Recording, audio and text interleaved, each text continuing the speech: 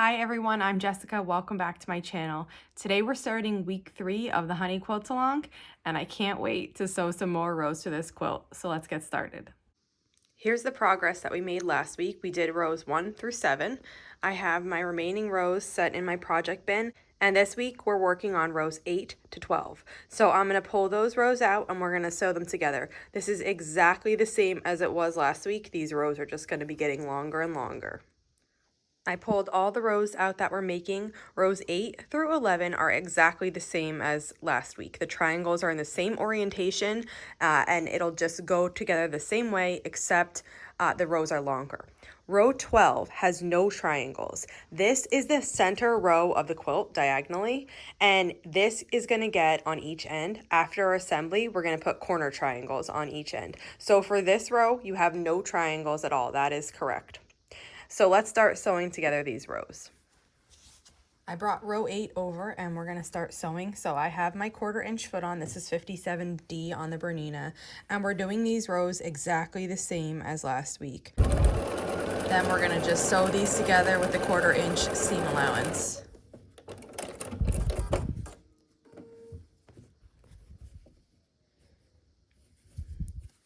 And we're just going to repeat that all the way across this row. And for the remaining rows too.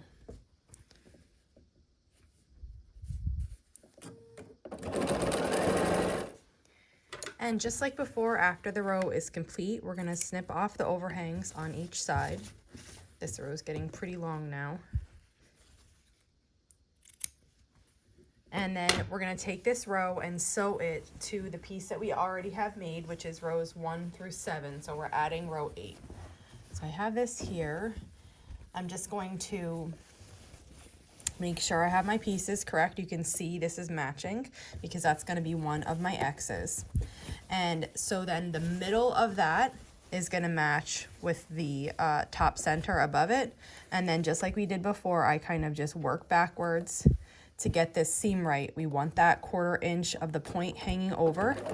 That's what's going to make our seam allowance for us. So, and then we're just going to continue sewing along here. Just be a little bit careful as this starts to get big. Like on my left here, which is, you can't see it, but it's like the top portion of the quilt is draped off the table. You just don't want that to be pulling and stretching too much. So just frequently stop, like lift it up and get it supported so it's not just dragging down and you're pulling against it, because you don't want to warp any of those triangles before we get to put the border on. And you'll just continue in this manner for rows 8, 9, 10, and 11. And I'm going to show you 12.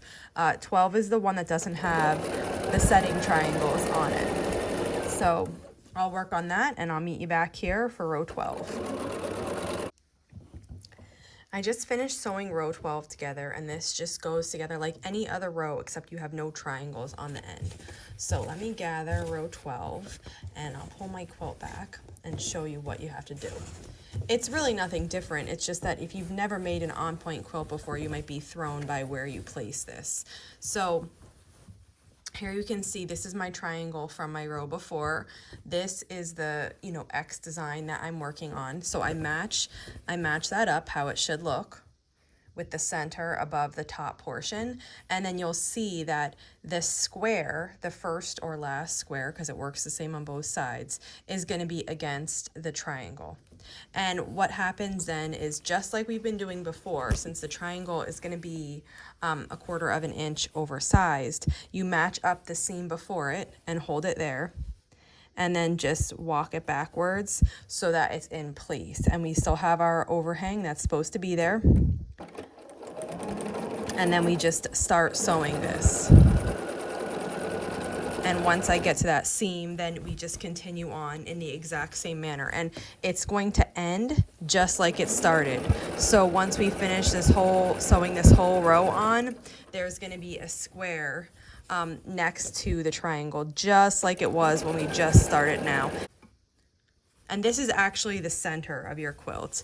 That's why. So up until this point, our rows have been increasing.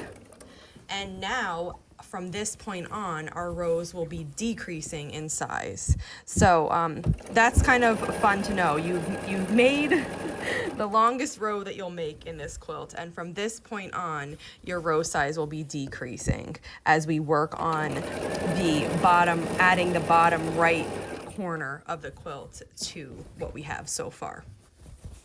So this was the last row that we need to add this week. Once you add row 12, you can just put it aside until next week comes out, and then we'll be working on the additional rows.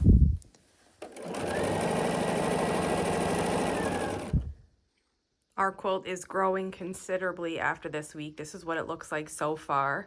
You can see we have both top corners on, and now we're going to be working on the lower right of the quilt for next week. So it's looking very good, and it makes me excited to see it come together. And that wraps it up for week 3. So our quilt is growing in size. We can see the whole width of the top of the quilt now. As we continue on from here, we're going to be adding the bottom right to the quilt. If you have any questions on this week, just let me know and I'll be sure to answer. And if not, I'll see you back here soon. Thanks for following along.